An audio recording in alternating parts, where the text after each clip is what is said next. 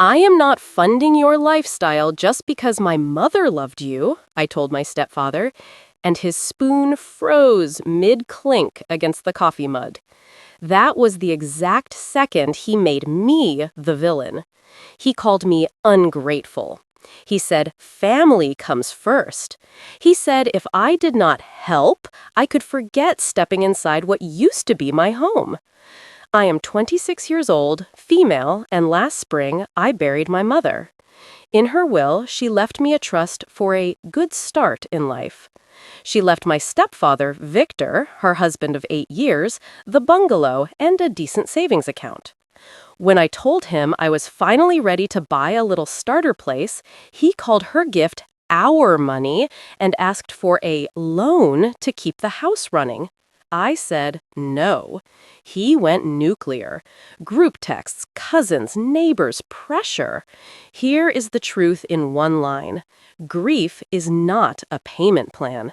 I kept repeating the only word I had left, no. And yes, spoiler, I kept it through the end. He asked to meet like adults, so I chose a cafe that always smells like cinnamon and burnt espresso. Victor spread papers like a magician. A red ink credit card notice, a property tax letter, a roof estimate, a wine club invoice tucked in the middle like a nervous truth. I just need a bridge, he said, voice soft, eyes shiny. A few months. My best friend Maya, 30 years old and allergic to nonsense, watched from the counter as the barista frothed milk. Later, she would tell me she knew he was going to try shame before he even opened his mouth. I watched sugar crystals spill onto the saucer as he shook the packet. Your mother would be disappointed, he said. The cafe door chimed. A gust of cold air brought in the smell of rain. I am not made of stone. Victor drove Mom to chemo and warmed broth when she could not keep anything down. He has his grief, but grief does not give a person the right to rewrite a will. I asked if he had talked to a bank. He snorted. Banks have interest, family does not. Maya slid into the booth after he left and said, family also does not take a high-interest loan out on your 20s. I twisted the lemon in my tea until it tore. The relatives started chiming in that night. Help out. Be the bigger person. She would want you to keep the house and the family. The bigger person?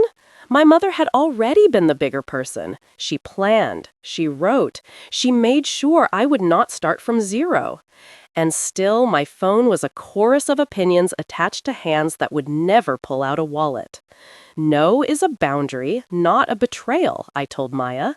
She clinked her spoon against mine like a toast. Because opinions were not loud enough over text, my aunt hosted a peace dinner. Translation, ambush. The foyer of Aunt Rena's split level smelled like garlic and shoe polish. A pot roast sweated under a foil tent, and a bowl of potato salad looked like it regretted its life choices. Victor wore one of Mom's old cardigans and a face that said he was ready for his saint portrait. My cousin Peter, who once Venmo charged me 30 cents for gum, tapped a glass. We just want to find a solution, he announced in his best neutral voice. Victor arranged a stack of bills in the center like sacrificial offerings. I am not asking for a gift, he said, which is exactly what people say when they are asking for a gift. A loan, and I will pay it back. I glanced down and saw not only utilities, but a landscaping subscription with the photo of hydrangeas he planted the summer before. There was also a receipt for a home audio boutique and a credit card minimum payment that could pay for someone's rent. Rena put a hand over mine like she was restraining a dog. Sweetheart, she said, he is alone. Could you give a little? Maya came with me as backup and set down a lasagna next to the roast like a challenge. He owns a whole house, she said, flipping to the property tax notice. He can use it as collateral like every other adult on earth. My cousin Layla surprised me by nodding. Or he can sell and downsize, she said. It is not a museum. Victor's jaw twitched. So your plan is to put me on the street, he said. Your mother would never. My mother wrote exactly what she wanted, I cut in. The oven beeped. Rena made a broken balloon sound. Peter cleared his throat. "What would it hurt to help?" he asked. I stared at Victor's folder and pictured my down payment vanishing into his lifestyle like salt in soup. He leaned in, low, like we were the only two people in the room. "If you buy a place right now, people will say you used your mother's death to get ahead," he said. Shame has so many flavors. That one tasted like rust. My hand trembled. I set it flat on the table. "Would you confront family like I did?" Maya whispered later on the porch, her breath turning white in the cold. I did not answer. I just watched Victor through the window, arranging his papers like he was auditioning for sympathy. The smell of roast and the buzz of voices hung in the kitchen, and I thought, is this the rest of my 20s if I cave now? 2 weeks crawled by. Then a cardboard envelope arrived from Mom's attorney, Miss Park, smelling faintly of printer ink and dust. Inside was a letter and a photocopy of a memo my mother had written by hand the week she signed her will. I sat at my wobbly kitchen table, my cat Fig butted my ankle, the radiator knocked like it was cheering me on. Miss Park's note said, "Your mother asked me to send this if there was conflict." The memo was in Mom's careful block letters, love notes to me, gratitude for the way Victor made her laugh during the hard months. Then this sentence, "If my spouse keeps the house, I trust he will be prudent. If he is not, I do not want my daughter to fund choices that put him in a hole." At the bottom, an addendum, a no encumbrance clause. My trust could not be used to pay debts tied to the house or to cover delinquencies related to it. In other words, the one thing Victor wanted, off limits by design. Mom had not just said, "good start," she had drawn a line in legal ink so thick you could trip over it. I called Miss Park. Her voice is the kind that could fill out a form by itself, but this time it was soft. "He was present when we reviewed this," she said. "He initialed every page." I held the copy. Victor's initials sat in the corner like little monuments. The kitchen smelled like coffee grounds and lemon dish soap. My hands smelled like ink. I texted the memo to Maya and Layla. "He knew," Maya wrote back. "He just thought you would not make it matter." That night, my cute duplex listings fell behind a spreadsheet Miss Park sent of Victor's payments. Utility, tax, roof, but also steakhouse dinners with napkins like towels, a custom pergola, the audio boutique again. He did not just want help, he wanted to erase the cost of not changing. Victor called that night like he could sense I had found the anchor he could not lift. "Have you reconsidered?" he asked, voice silk over sandpaper. "Mom wrote a clause," I said. Silence. Then he said, "If you tell people about that, you will humiliate me." The refrigerator hummed louder than both of us. My heart did a hard, steady thing. Is loyalty to family more important than self-respect? I asked myself after I hung up, sitting in the dark with the memo under the magnet that says, "Pay your future first." Victor did not stop. He escalated. He filed a petition in probate court claiming Mom was pressured into the clause by me. Me, the one who begged Mom not to sell the bungalow when the market spiked because you'll miss the lemon tree. Miss Park sharpened a response. The hearing date landed on a Tuesday that smelled like rain. I wore a thrifted black blazer and chewed peppermint gum until my jaw ached. Maya sat on my left, Layla on my right, the triangle I did not know I would need. Victor's lawyer had hair so neat it looked installed. He called the clause spiteful and unnecessarily punitive. Miss Park entered the acknowledgment page with his initials. The judge, a woman with gentle eyes and a travel mug that said, "World's okayest judge," flipped through the packet while the old HVAC hummed overhead. "He initialed this," she said. "He was present." Victor's lawyer said something about grief fog. The judge arched one eyebrow. "Last year," she said, dry as toast. During recess, I stood near the vending machine that glowed like an aquarium of snacks. Victor approached without looking directly at me. "Do you really want me to lose the house?" he said, in a voice people use when they want you to save them from consequences. I swallowed. "I want you to live within your means," I said. He blinked, like I had answered in a language he did not speak. "I hate you for this," he murmured. The words were small and gigantic at once. They echoed against the tile. Back in the courtroom, the judge denied the petition. Mom's wishes stood. Victor sat down hard. Outside, the courthouse steps were slick with rain and the air smelled like wet cement. Maya bought me a cocoa from a cart. Her cup clicked against mine. He thought shame would be enough, she said. People who control with guilt always plan on you folding. I thought of the duplex with the chipped blue shutters and the tiny herb patch out back. Is it better to be right or be kind? The AITA chorus in my head asked. Both, Maya said. Right about the boundary, kind about the delivery. I nodded. Am I wrong for not giving in? Threaded through my mind again. Quieter than before, but still there. If he could not pry open the trust with law, Victor would pry open my reputation. That was the new tactic.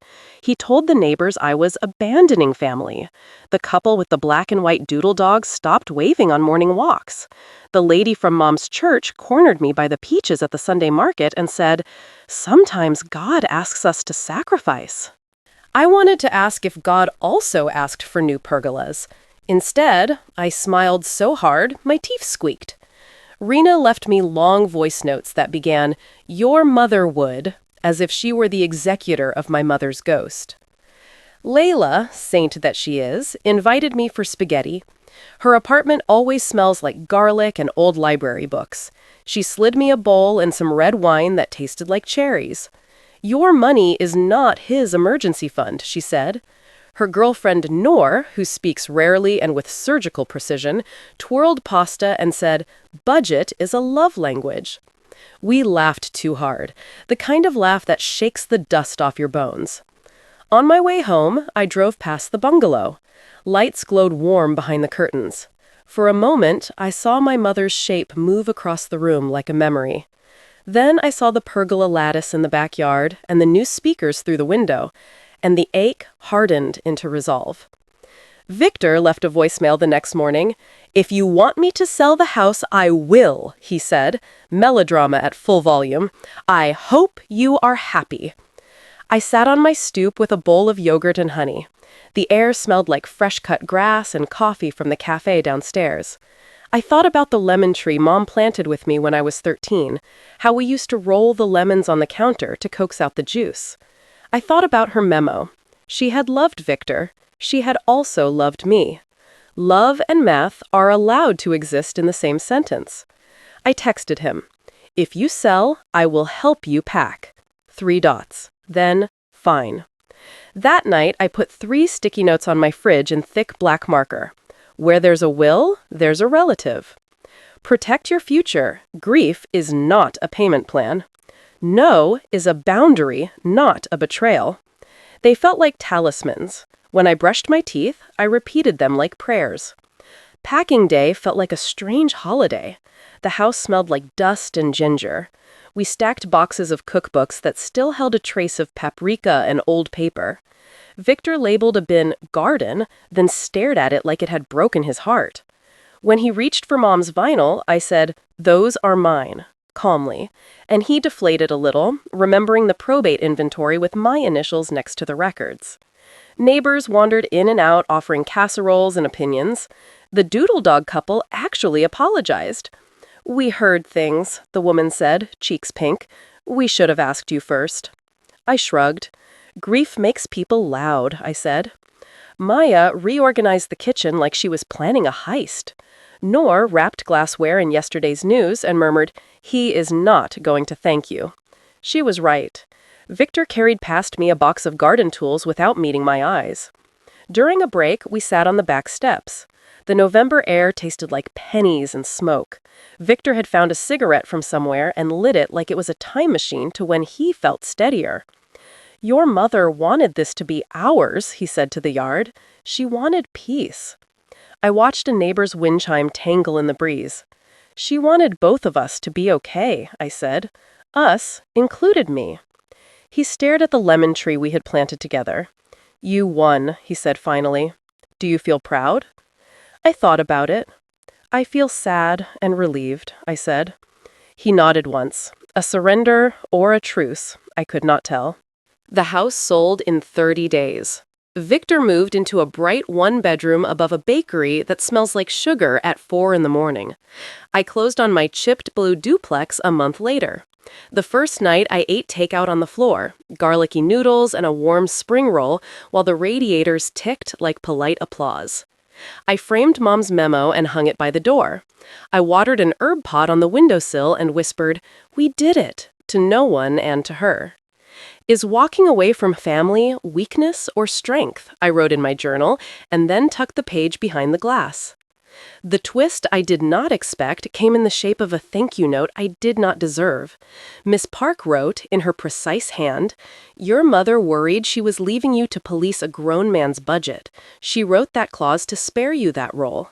Inside the envelope was a photocopy of a sticky note Mom had slapped onto the folder the day she signed. For her future, for her peace. I pressed my thumb against the paper until it went thin. Victor texted me a photo a week later. His new balcony, a pot of rosemary like a small green fire, the bakery awning below. "It is enough," he wrote. Not an apology, not exactly gratitude, but the first message without a hook in it. I sent a thumbs up and stared at the photo until the tightness behind my breastbone loosened. I could picture him watering that rosemary, carrying a paper bag of pastries up the stairs, memorizing the smell of sugar instead of lemon trees. We had both been asked to start over. We had both wanted to keep a past that did not fit. On a Sunday morning, I made pancakes that tasted like vanilla and butter. I touched the frame beside the door when I passed it, the way superstitious people touch mezuzahs and lucky coins. Fig yowled for attention and knocked a basil leaf off the sill. I cleaned the stovetop and let the quiet be proof that chaos is not the same as love. Layla texted a photo of her new thrifted lamp. Noor captioned it, "Boundaries are chic." Maya sent a recording of the cafe steamer hiss. "For when you miss chaos," she wrote. I put my phone down and breathed. A week later, the final arc did not arrive with court stamps or group texts. It arrived with a human voice that sounded more human than it had in a year. Victor called. "I got a job," he said, "at the garden center, part-time." I could hear the smile he tried to hide.